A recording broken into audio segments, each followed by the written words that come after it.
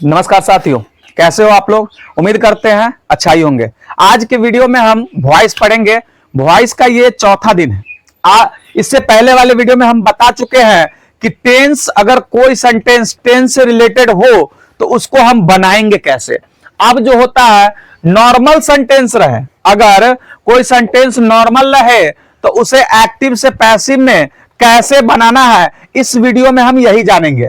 आप वीडियो के अगर लास्ट तक बने रहिएगा तो नॉर्मल सेंटेंस कैसे बनता है वो समझ में आ जाएगा। आज हमारा टॉपिक है मोडाल्स वर्ब। क्या है?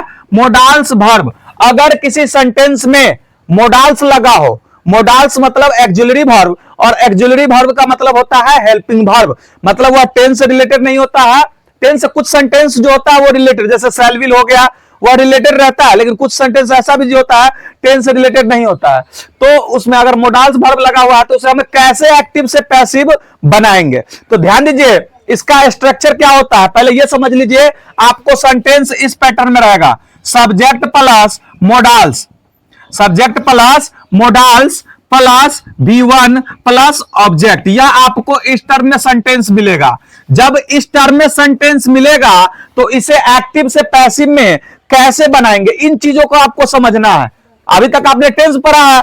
देखिए हमने लिखा है shall, will, can, could, may, might, should, would, must, ought इत्यादि। जो भी इत्यादि का मतलब इसमें और अगर कोई मोडाल्स बचा हुआ है वो भी आ सकता है। मोडाल एक्सिलरी है जब इनके बाद ट्रांजिटिव वर्ब रहे। क्या रहे?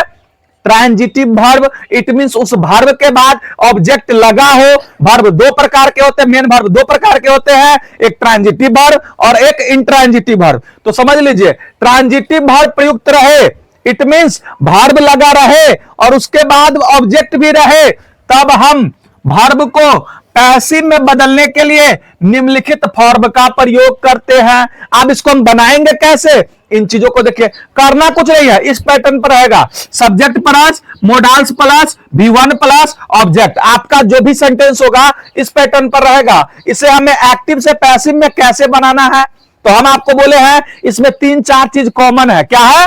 तीन चार चीज कॉमन क्या है? इसके ऑब्जेक्ट को सब्जेक्ट बनाओ, बना दिए। इसके सब्जेक्ट को ऑब्जेक्ट बना दीजिए, प्लस उससे पहले बाई लगा दीजिए, प्लस वर्ब का कोई सा भी रूप रहे V3, वर्ब का कोई सा भी रूप रहे V3। और देखिए यहां मोडाल्स है ना, तो सब्जेक्ट के अनुसार मोडाल्स लगाइए, सब्जेक्ट के अनुसार मोडाल्स लगाइए। कंफ्यूज नहीं होइएगा। एक बात को ध्यान रखिएगा, शैल विल जो है एक साथ आता है, तो आप सेंटेंस के सब्जेक्ट को देखिएगा, उसके हिसाब से शैल आई और वी के साथ लगता है। अगर उसके अलावा हाँ ऊपर वाले सेंटेंस में अगर शैल विल रहे तो या तो शैल रहे या तो विल रहे, तो नीचे वाला में शैल विल एक टर्म होता है जिसके साथ हम देख लेंगे सब्जेक्ट में क्या लगेगा। आपको कैन, कैन सब में है, ऑलमोस्ट सब में रहता है। कैन ऊपर में रहेगा तो नीचे में भी कैन दे देंगे। मे ऑलमोस्ट ऊपर में रहेगा, नीचे में भी दे देंगे। इस हिसाब से आप लोग देख लीजिएगा, ठीक है। मोडाल्स प्लस इसमें एक्स्ट्रा हम लगा देंगे बी, आपका बन गया पैसिव के टर्म में बन गया। अगर बाबू रे अगर आपको सेंटेंस में मोडाल्स रहे और मोडाल्स के बाद ट्रांजिटिव वर्ब रहे तो उसको हम इस प्रकार से बनाएंगे, ऑब्जेक्ट का सब्जेक्ट, सब्जेक्ट का ऑब्जेक्ट प्लस मोडाल्स, एक्स्ट्रा में हम बी लगा देंगे, वर्ब का कोई सा भी रूप रहे V3 और उसके बाद बाई। एक चीज तो आपको कंफर्म हो गया, आपको जब एग्जाम में 3 से 4 नंबर का आएगा ना, आसानी से आप लोग बना लीजिएगा, है ना। क्या करना है? ऑब्जेक्ट का सब्जेक्ट, सब्जेक्ट का ऑब्जेक्ट, वर्ब का कोई सा भी रूप रहे उसे V3 बना दीजिए, उसके बाद बाय। बीचे का ना है, अगर हेल्पिंग वर्ब ऊपर में है ना, उसी के रेशियो में हेल्पिंग वर्ब नीचे दे दो, बस इसी में थोड़ा सा चेंजिंग होता है, ठीक है। तो इस बात को देखिएगा, आपको एग्जांपल बताते हैं उससे ज्यादा समझ में आ जाएगा। देखिए क्या है, you can do it, you can do it, you can do it. ध्यान दीजिए यह क्या है? सब्जेक्ट। हम पहले ही बताते हैं, ट्रांसलेशन हो, वॉइस हो, नारेशन हो, subject object verb first person, narration में तो आपको first person second person third person भी छांटना पड़ेगा, क्योंकि वहां पर एक फॉर्मूला होता है 1 2 3 SON। इस हिसाब से फर्स्ट पर्सन सब्जेक्ट के अनुसार, सेकंड पर्सन ऑब्जेक्ट के अनुसार, थर्ड पर्सन नो चेंज। हम इसको भी पढ़ा देंगे, आपको घबराने की बात नहीं है, इसको भी पढ़ा देंगे, पहले आप वॉइस पढ़ लीजिए। तो सब्जेक्ट ये है, यह ऑब्जेक्ट है, यह वर्ब V1 है, यह आपको मोडाल्स है। क्या है? मोडाल्स। कैन जो है एक साथ ही आता है, इसको पेयर में नहीं आता। कैन जो है हर सब्जेक्ट के साथ लगता है, इसलिए उसी को लिखेंगे कैन ही। देखिए इट का क्या होगा? इट ऑब्जेक्ट का सब्जेक्ट बनाएंगे, उसके बाद मोडाल्स जो है वही लिखेंगे कैन। एक्स्ट्रा हमें क्या लगाना है? बी। क्या लगाना है? बी। उसके बाद वर्ब का तीसरा रूप, तो डू का क्या होता है? Do did done. क्या होता है बाबू रे? डन। उसके बाद बाय, उसके बाद इसका सब्जेक्ट, इसका ऑब्जेक्ट। समझ में आ रहा है? बन गया आपका, क्या बन गया? It can be done by you. It can be done by you. अगला है I can kill a tiger. I can kill a tiger. बाबू रे इसी पैटर्न पर बनाएंगे। यह आपका सब्जेक्ट हो गया, यह आपका ऑब्जेक्ट हो गया, या V1 हो गया, या मोडाल्स हो गया। क्या हो गया? मोडाल। हमें बनाना है तो इस ऑब्जेक्ट को सब्जेक्ट बनाएंगे, तो ए टाइगर पहले आ जाएगा। क्या आ जाएगा? ए को मत छोड़ देना, या टाइगर को मत छोड़ देना। ए टाइगर मतलब एक बाघ, यानी कि बाघ, ठीक है ना? उसको सब्जेक्ट में लेंगे। कभी कभी कोई बच्चा अगर द टाइगर रहता है, द कुछ भी लगा रहता है, तो द को पहले कर देता है, उस और चीज को छोड़ देता है, या और को पहले कर लेगा, द ही को छोड़ देगा। यह गलती आप लोग नहीं कीजिएगा, ठीक है? तो क्या होगा? ए टाइगर। कैन ऊपर में है तो नीचे में भी कैन। एक्स्ट्रा हमें बी लगाना है। और V3 किल का V3 क्या होता है बाबू रे? किल्ड। और बाय इसके सब्जेक्ट का, इसका ऑब्जेक्ट मी। ठीक है, समझ में आ रहा ना? इसको जितना आप लोग प्रैक्टिस कीजिएगा वॉइस उतना ही आसान हो जाएगा। कोई भारी नहीं है, बस समझ का फेर है। क्या है? समझ का फेर। इसे आप लोग नोट डाउन कर लिए। ऊपर वाला सिर्फ हम मिटा रहे हैं, ध्यान दीजिएगा आप लोग, बारीक तरीके से समझिए। ठीक है, आप लोग नोट डाउन करते चलिए। अगला है they will kill the tiger. They will kill the tiger. Tiger, ठीक है, यह सब्जेक्ट आपका हो गया, यह ऑब्जेक्ट हो गया, यह V1 हो गया, यह क्या हो गया आपको? Modal auxiliary verb. इसको बनाना है तो इसके ऑब्जेक्ट को सब्जेक्ट बनाएंगे तो क्या हो जाएगा? The tiger. क्या हो जाएगा?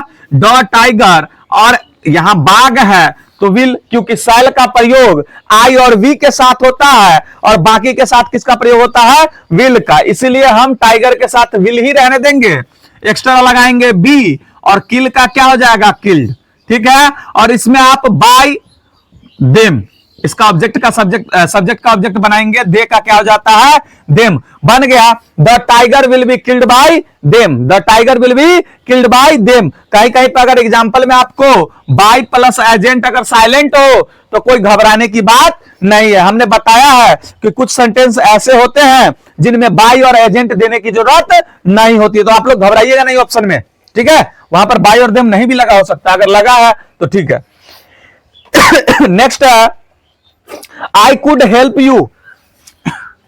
I could help you. ठीक है, यहां पर ध्यान दीजिए, यह क्या है? सब्जेक्ट, यह क्या है? ऑब्जेक्ट, यह क्या है? V1, यह क्या है? Modals, modals auxiliary. इसको बनाना है तो ऑब्जेक्ट का सब्जेक्ट, ऑब्जेक्ट का सब्जेक्ट, तो क्या होगा? यू। कुड का कुड लगेगा, क्योंकि कुड सब जितने भी सब्जेक्ट रहेंगे सबके साथ कुड लगता है, इसमें कोई लोचा नहीं है, पेयर में नहीं आता है। उसके बाद बी, उसके बाद हेल्प का V3 होता है हेल्प्ड। क्या हो जाता है? हेल्प्ड। उसके बाद क्या होगा? बाय, और उसके बाद इसका सब्जेक्ट, इसका मी। इस पैटर्न से अगर इस रिलेटेड जो भी प्रश्न आए, जो भी सेंटेंस दिया रहे, उसे आप लोग एक्टिव से पैसिव में बदल दीजिएगा। लेकिन हम कहते हैं कि बाबू रे पैसिव से भी एक्टिव में बदलना है, तो आपको एक क्वेश्चन ऐसा दे देते हैं जो पैसिव में हो और उसे हम आपको बोलेंगे एक्टिव में बदलने के लिए। किस में बोलेंगे बदलने के लिए? एक्टिव में। जैसे कहते हैं it can be lifted by me. It can be lifted by me. तो ये रूल आपको ध्यान रखना होगा। यह रूल का नाम आप रख सकते हैं कि मोडाल एक्जुलेटरी वर्ब वाला, ठीक है ना। तो नाम याद रखना होगा। तो यह मोडाल्स लगा हुआ है, तो ध्यान दीजिए यह क्या है, ऑब्जेक्ट, यह क्या है, सब्जेक्ट, यह क्या है, V3, यही ना है, और यह मोडाल्स है। तो आपको यह सेंटेंस ना मोडाल्स वाला हो गया। तो आपको हम बताए हुए हैं जो एक्स्ट्रा पार्ट लगाए हैं उसको साइलेंट कीजिए, यानी यहां पर बाई साइलेंट होगा और यह बी साइलेंट होगा। अभी यह किस टर्म में है, पैसिव के टर्म में है बाबू रे। किसके टर्म में है, पैसिव के। एक्टिव में करने के लिए एक्स्ट्रा पार्ट को पहले हमें काट कर हटा देना होता है। उसके बाद इसके ऑब्जेक्ट का, इसका सब्जेक्ट मी का क्या हो जाएगा, आई। आई के साथ ही क्या लग जाएगा, कैन। उसके बाद V3 है ना, V3 क्या है, V3 जो है ना उसको V1 में बदल देना है, यानी क्या हो जाएगा, लिफ्ट। बाई तो हम साइलेंट किए ही हुए हैं, इसका सब्जेक्ट इसका ऑब्जेक्ट हो जाएगा इट। यानी आपका ये बन गया एक्टिव में, क्या बन गया बाबू रे, I can lift it, I can lift it. इस प्रकार से आपके बुक में जो भी एग्जाम्पल दिया होगा, जो भी exercise, Oxford junior English grammar में एक्सरसाइज 76 है, ऑक्सफोर्ड जूनियर इंग्लिश ग्रामर में एक्सरसाइज 76 है, उसे आप लोग कंप्लीट कर लीजिएगा, बना लीजिएगा ना। तो आपको अच्छी तरीके से समझ में आ जाना है कि मोडाल एक्जुलरी वर्ब को हम बनाएंगे कैसे, ठीक है। आपको 10th में भी काम आता है, 12th में तो कंपलसरी है, देना ही है। अगर इंग्लिश में फेल करते तो फेल है ना, इसलिए इंग्लिश भी पढ़ना जरूरी है, हर सब्जेक्ट जरूरी है। नेक्स्ट आपका रूल है, अगर वर्ब फ्रेजेज की बनावट am is are was were have has had plus infinitive it means to verb, यानी कि वर्ब से पहले टू लगा हो, मतलब सेंटेंस वैसा ही हो, मतलब मोडाल्स वाला ही एक्जुलरी वर्ब लगा हो, वर्ब हो, लेकिन एक्जुलरी वर्ब और वर्ब के बीच में क्या लगा हो, टू लगा हो। एक्जुलरी और वर्ब के बीच में टू लगा हो, तो उसे हम पैसिव में कैसे बनाएंगे, आइए चलिए हम लोग देखते हैं। इसका आपको स्ट्रक्चर मिलेगा, subject plus am is are was were have has had, ठीक है। उसके बाद प्लस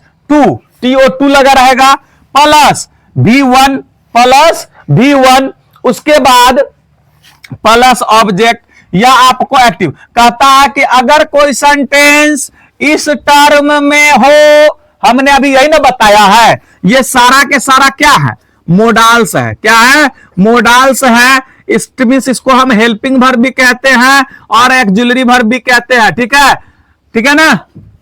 ये सब क्या है, हेल्पिंग वर्ब या एक्जुलरी वर्ब, मोडाल्स, जो कहना है कह लीजिए। और यह वर्ब, इन दोनों के बीच में क्या लग गया, टू। अगर टू लगा हो तो उसको कैसे बनाएंगे, तो घबराने की बात नहीं है, सेम प्रोसेस, सेम ट्रिक।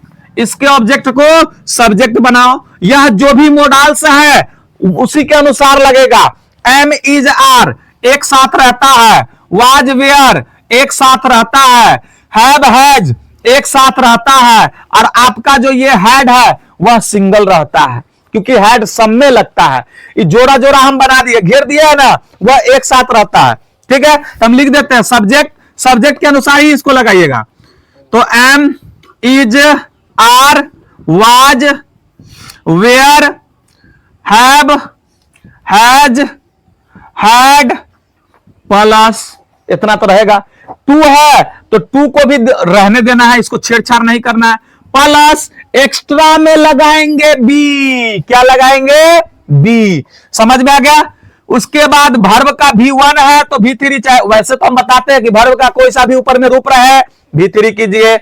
उसके बाद बाय लगाइए, उसके बाद इसका सब्जेक्ट इसका ऑब्जेक्ट कीजिए, बन गया आपका पैसिव टर्म में। अगर इन्फिनिटिव वाला कोई सेंटेंस रहे, क्या रहे, इन्फिनिटिव वाला सेंटेंस रहे, अगर इसका हम रूल नंबर कह सकते हैं, इन्फिनिटिव वाला सेंटेंस कोई रहे तो इस पैटर्न में बनाएंगे। कुछ नहीं करना है, जैसे आप लोग बनाते हो वैसे ही बनाओ, सिर्फ टू और वर्ब के बीच में भी घुसा दो, है ना। इसका एक एग्जांपल देखो, आई एम EXP क्या है, I am to do it, I am to do it. आप कैसे पहचानोगे, तो भैया इसमें टू लग गया तो इन्फिनिटिव वाला सेंटेंस है। आपको जूनियर में यह रूल नंबर 10 है, क्या है जूनियर में, यह रूल नंबर 10 है। आप लोग अपने बुक में उलट कर देख लीजिएगा, अच्छी तरीके से समझ में आ जाएगा। इसको देखिए, यह सब्जेक्ट है, यह क्या है आपको ऑब्जेक्ट, या V1 या इंफिनिटिव, ठीक है, और यह क्या है हेल्पिंग वर्ब, ठीक है। इसके ऑब्जेक्ट को सब्जेक्ट यानी इट, और हम बोले हैं कि बउआ कथी एम है ना, तो एम इज आर एक साथ आता है और इट के साथ इज का प्रयोग होता है। तो यहां पर हम क्या लगाएंगे, इज, टू का टू एक्स्ट्रा लगा दो बी, और डू का क्या हो जाएगा डन, डू का क्या हो जाएगा डन, उसके बाद बाय, और इसका सब्जेक्ट इसका ऑब्जेक्ट क्या हो जाएगा मी, बन गया, क्या बन गया, it is to be done by me, it is to be done by me, it is to be done by मी।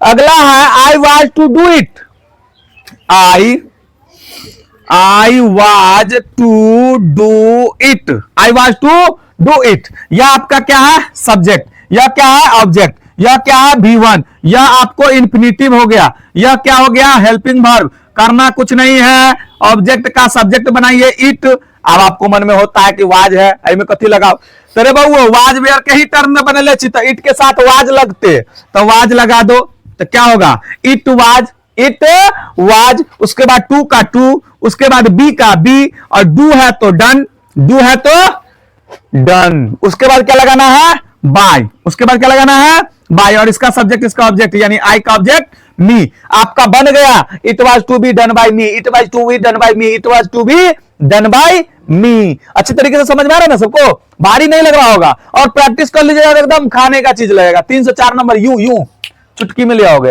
है ना। इसे हम मिटा रहे हैं, ध्यान दीजिएगा आप लोग। नेक्स्ट एग्जांपल देखिए, I am to teach him, I am to teach him. आप लोग ना इसके एग्जाम्पल में नंबरिंग दे दीजिएगा, हम नंबरिंग नहीं देते हैं, मार्कर खत्म हो जाएगा, बहुत महंगा पड़ता है बाबू मार्कर, है ना, इसलिए नंबरिंग नहीं देते हैं। यह सब्जेक्ट हो गया, यह ऑब्जेक्ट हो गया, यह V1 हो गया, यह इन्फिनिटिव हो गया, यह हेल्पिंग वर्ब हो गया। करना कुछ नहीं है, इसके ऑब्जेक्ट को सब्जेक्ट बनाओ, यानी हिम का सब्जेक्ट क्या होता है रे, हिम का सब्जेक्ट ही, हिम का सब्जेक्ट ही, और ही का इज एम आर में क्या लगाएंगे इज, उसके बाद टू, इसके बाद बी, उसके बाद टीच का V3 टॉट, टीच का V3 टॉट क्या होता है टॉट, उसके बाद क्या लगाएंगे बाय, उसके बाद क्या लगाएंगे बाय, और इसका सब्जेक्ट इसका ऑब्जेक्ट क्या हो जाएगा मी। बन गया, यह आपको एक्टिव के टर्म में था, ये आपको पैसिव के टर्म में हो गया, तो आपका बन गया he is to be taught by him me, he is to be taught by me, he is to be taught by me. आज के लिए यही 2 स्ट्रक्चर रहा, इससे रिलेटेड जो भी आपको एग्जांपल आए, आपको यह रूल नंबर 10 पर एक्सरसाइज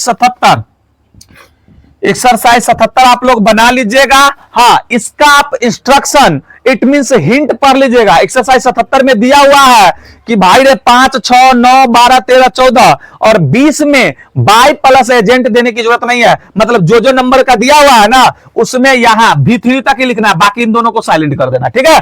तो आप लोग इंस्ट्रक्शन जरूर देख लीजिएगा, जो हिंट्स रहता है ना उसे जरूर देख लीजिएगा। इंस्ट्रक्शन में कहता है बाय प्लस एजेंट देने की जरूरत नहीं है, यानी कि यह दोनों पार्ट्स को आप हटा दीजिएगा। अगर आप लोगों की वीडियो अच्छी लगी है तो चैनल को सब्सक्राइब कर लीजिए, वीडियो को लाइक कीजिए, अपने दोस्तों में भी शेयर कर दीजिए ताकि उनको भी अच्छी तरीके से समझ में आ जाए, और नोटिफिकेशन को ऑन कर लीजिए ताकि आपको इसी तरीके